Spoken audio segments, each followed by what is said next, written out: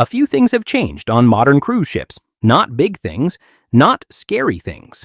Just small shifts in how cabins work, how security monitors balconies, and how certain rules get enforced now in 2026. Most travelers over 60 have no idea these changes even happened. It's not dangerous, but it's costing seniors their comfort, their money, and sometimes their entire first day at sea, and cruise lines aren't exactly announcing it at check-in. The habits that worked perfectly on your last cruise 5 years ago, some of them are quietly working against you now. And the mistakes that hit hardest, they almost always catch the travelers who've cruised before and think they know exactly how this works. Here are 10 cruise mistakes I saw happen on every single sailing. Number 7 catches more experienced travelers off guard than any other. And number 1, that's the one security page cabin's about most.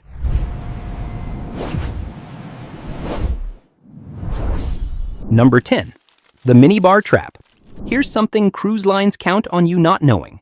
That minibar in your cabin isn't part of your drink package. Not even close.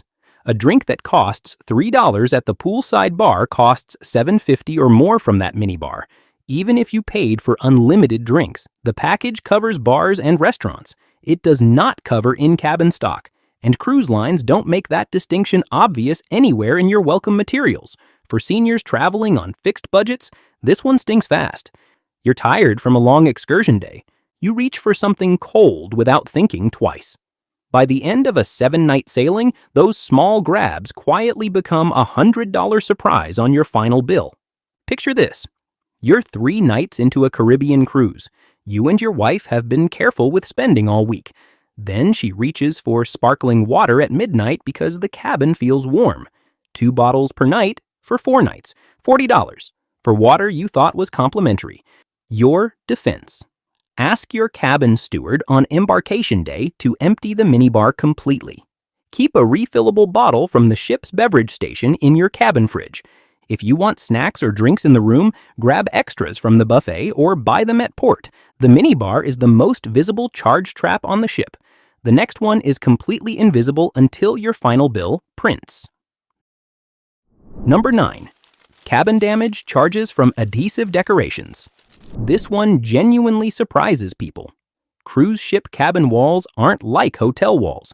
They're coated with specialized marine-grade paint designed to resist salt air and humidity. The moment adhesive tape, sticky hooks, or decorative clings touch those walls, that coating can tear or leave residue that requires professional touch-up work between sailings.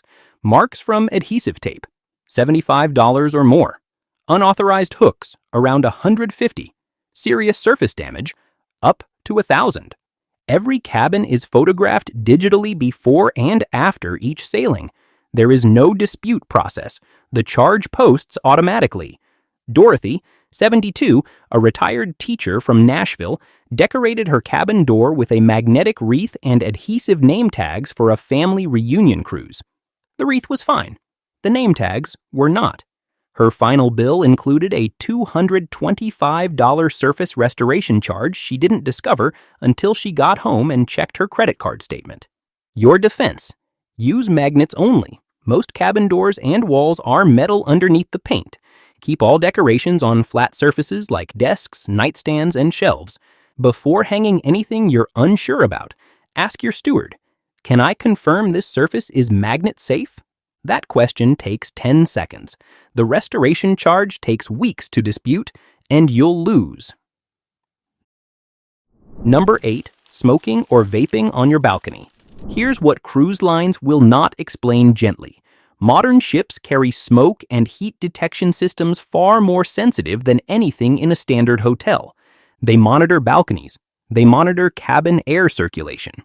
The moment vapor or smoke registers, the system flags automatically. No crew member needs to physically see you. The sensor does the reporting. Minimum fine, $250. If the alarm triggers ship-wide protocols, removal at the next port. No refund. No second chance. This isn't a warning system, it's enforcement. For seniors who smoke occasionally or vape to manage stress, the balcony feels private. It feels like your space. It is not. It is one of the most monitored square feet on the entire vessel. And The detection systems in 2026 are far more advanced than the ones from 5 years ago. A 69-year-old retired contractor from Phoenix, 3 previous cruises without a single issue, stepped onto his balcony on night 2 of a Western Caribbean sailing for 1 cigarette. The system flagged it within minutes. Security arrived at his cabin door by morning. He disembarked in Nassau. His wife continued the cruise alone. Your defense: use designated smoking areas only. They're marked clearly on your deck map. Ask guest services on embarkation day to show you exact locations if the map isn't clear. If you vape for a medical reason, declare it at check-in and ask about accommodation options. This rule is non-negotiable on every major cruise line. The next mistake is far more common and just as costly. Number 7. Leaving Do Not Disturb up too long. Here's what's actually happening behind that sign. On a cruise ship, the Do Not Disturb sign isn't just a privacy request. After roughly 24 hours of continuous display, maritime safety protocols require a welfare check, not a courtesy knock. A check. Security is authorized to enter your cabin regardless of what the sign says. That's international maritime law, not cruise line preference. For seniors who sleep in late, nap frequently throughout the day, or simply prefer extended privacy, this protocol catches them completely off guard. What feels like an invasion is actually a legal safety obligation the ship cannot ignore. And if your cabin gets flagged repeatedly for extended D&D periods, your onboard activity may be monitored more closely for the rest of the sailing. George, 74, a retired civil engineer from Seattle, put the sign up on embarkation day and left it there. He slept well, kept to himself, genuinely just wanted uninterrupted rest. On day 2, security knocked, then entered. He was fine. He was also furious. The hallway conversation afterward was not quiet. Your defense: flip the D&D sign down at least once every 24 hours, even just briefly when you leave for dinner. If you need extended privacy for a specific reason, call guest services and log it so security knows you're accounted for. Use the makeup room sign when you're out during the day. It resets the welfare check timer. The next one hits more first-time and returning cruisers than almost any other mistake on this list. Number 6. Not declaring medications at embarkation. Here's something the cruise line will not put in your welcome packet. Every major cruise line updated medication protocols significantly between 2024 and 2026. Controlled substances, including certain sleep aids, anxiety medications, and high-dose prescription pain relievers, require declaration at embarkation security. Undeclared controlled medications discovered during bag screening can be confiscated on the spot. The ship's medical officer then determines if and when they're returned to you. Seniors over 60 carry more prescription medications on average than any other passenger demographic. And most of them have never been told that declaring your medication means more than just packing a prescription bottle in your carry-on. Ruth, 71, a retired pharmacist from Charlotte, had her Ambien flagged during the security screening process in Miami. She had her prescription bottle. She had her doctor's letter. But she hadn't pre-declared the medication with the cruise line's medical services desk before sailing. 2-hour delay at embarkation. She missed the muster drill. Her husband waited in the cabin alone, wondering where she was.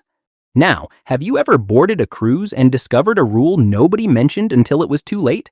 That's exactly what this list is about. If this is helping, hit subscribe. The second half has 3 mistakes.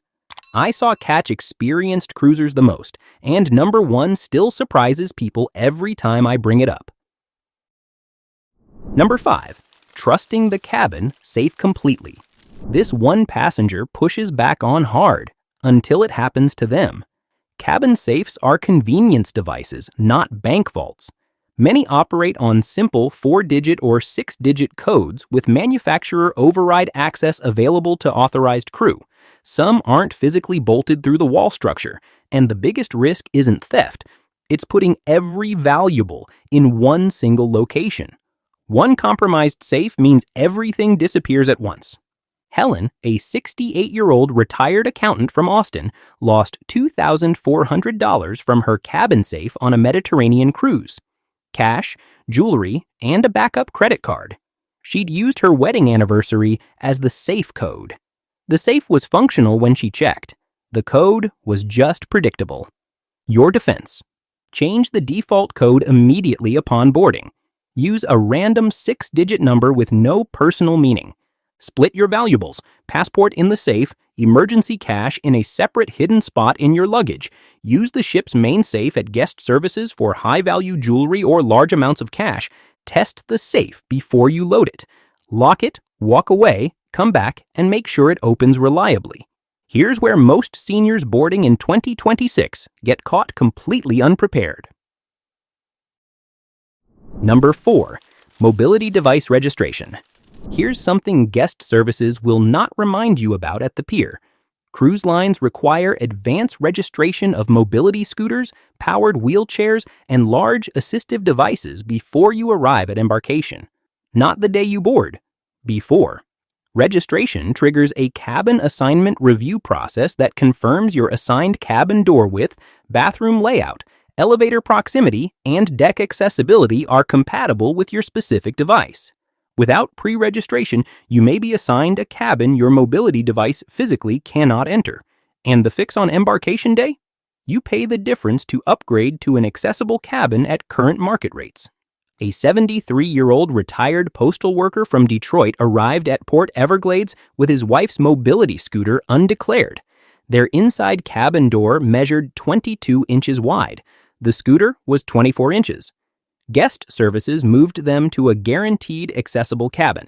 4 decks higher, no ocean view, and they paid $380 out of pocket on embarkation morning just to stay on the ship. Your defense: register all mobility devices through your cruise line's special needs or accessibility desk, minimum 30 days before your sail date. Confirm in writing: cabin door width, bathroom door width, turning radius inside the cabin, and elevator proximity. Ask specifically whether your device can be stored inside the cabin overnight or if alternative arrangements are required. The next one is the pricing trap that surprises experienced cruisers the most. Number 3. Shore Excursion. Pricing markup. This is the one that genuinely catches people off guard, especially seniors who've cruised multiple times before. Cruise line branded shore excursions carry a markup of 30 to 50% over the exact same tour booked independently at the pier. Same operator, same boat, same guide, same itinerary, very different prices. Cruise lines market their excursions as the safe guaranteed return option, and in some ports, particularly remote islands or distant inland destinations, that guarantee matters. But in most popular Caribbean and Mediterranean ports, the same licensed and insured tour operator runs both the cruise ship version and the independent walk-up version. The psychological trap for seniors: cruise lines use the miss the ship fear aggressively in their sales materials. If you book independently and the tour runs late, you're responsible for catching up to the ship at the next port. That fear keeps many senior travelers paying the premium every single port, even when the risk is minimal. Marcus, 68, a retired accountant from Tampa, paid $189 per person for a Cozumel snorkeling excursion booked through the ship. His neighbor at dinner, same excursion, same day, same boat, paid $65 per person by booking the operator directly at the pier. Same reef, same equipment, same 3-hour time frame. Marcus found out over dessert. Your defense: research your port stops before you sail using cruise review forums like Cruise Critic. For ports close to the ship terminal, independent operators are generally low risk. Reserve the ship's excursion only for distant destinations where independent return could genuinely put you at risk. Magic phrase: is this exact operator also available independently at the pier? Ask any crew member selling excursions, and they'll tell you honestly. The next 2 mistakes are the ones I watched cause the most problems on departure day. Every single sailing. Number 2. Opening both cabin doors at the same time. Here's something almost no first-time cruiser gets warned about. Cruise ship cabins are pressure-sealed environments. The hallway door and the balcony door work against each other in an air pressure system. One pulls air in from the corridor. One vents air out to the ocean. Open both doors simultaneously, and the pressure doesn't equalize slowly. It equalizes instantly. Air rushes. Doors slam with enough force to break fingers. Loose papers, glasses, phones, boarding documents, anything light on a desk or nightstand travels straight toward the open balcony. Fast. This isn't rare. I saw it happen on nearly every sailing. First-time cruisers hear fresh air and open both without thinking twice. Senior travelers with slower hand reflexes or joint issues are the most at risk when a balcony door snaps back unexpectedly. Picture this. You've just settled into your cabin on embarkation afternoon. The room feels warm and stuffy. You open the hallway door to let the steward bring in luggage. Then you slide the balcony door open to air things out. Your embarkation documents are sitting on the desk. In 3 seconds flat, they're gone over the railing. You spend the next 2 hours at guest services getting reprints while everyone else is at the sail-away party. Your defense. One door open at a time, always. Close the hallway door completely before you slide the balcony door. Secure all loose papers inside a drawer or folder the moment you enter your cabin. Remind everyone traveling with you. This is a 2-second rule that prevents an entire afternoon of frustration. And now, the one I was asked about more than anything else in my years working cruise ships. Number 1. Sitting on or leaning over the balcony railing. Here's something I will say as plainly as possible because I watched this mistake come close to ending badly more than once. Cruise ship balcony railings are safety barriers. They are not seats. They are not armrests. They are not photo props. They were engineered to prevent falls, not to support a person's weight sitting on top of them or leaning heavily against the outer edge. Ships move. Ocean wind at sea regularly exceeds 30 miles per hour without any advance warning. A sudden swell shifts the deck beneath your feet in a way you cannot predict, cannot feel coming, and cannot correct for once it starts. Add a glass of wine, add the relaxation of vacation, add the assumption that I'm being careful, and suddenly you're in a situation that changes in half a second. This is the mistake our competitor's thumbnail pictured but never actually explained. A passenger sitting casually on a balcony chair, leaning back toward the railing, phone in hand. It looks perfectly relaxed in a still image. On a moving vessel in open water with 30-mile-per-hour gusts and an unpredictable sea state, it's the moment before everything goes wrong. Eleanor, 70, a retired librarian from Richmond, sat on the low railing edge of her balcony during sunset on the 3rd night of a Bermuda sailing, feet on the deck, just sitting on the rail itself to get a better view. A deck officer 3 levels above spotted her. The ship's PA system paged her cabin within 2 minutes. Security arrived before she even stood back up. She was escorted to guest services, formally warned, required to sign a written acknowledgement, and her balcony access was restricted for the remaining 4 days of the cruise. Your defense. Keep both feet on the balcony floor at all times. No exceptions. Stay seated in the provided balcony furniture, positioned well back from the railing. Do not lean on, sit on, climb on, or place any part of your body on top of or over the railing for any reason. If you want a better view or a photo, stand upright on the deck with your hands free. Never lean out. That's the number 1 safety violation I saw flagged on every single cruise. And the ones that went worst, they always started with someone who felt completely comfortable and in control. Now you know what the cruise line won't cover in your pre-boarding materials. Here's what most passengers still don't realize even after a dozen cruises. There's one specific conversation you can have in the first 2 hours after boarding that unlocks perks and upgrades most travelers never even knew existed. Not a tip, not a bribe. A single question asked to one specific crew member that changes your entire week. That's exactly what I'm breaking down next. It's on the screen right now. See you there.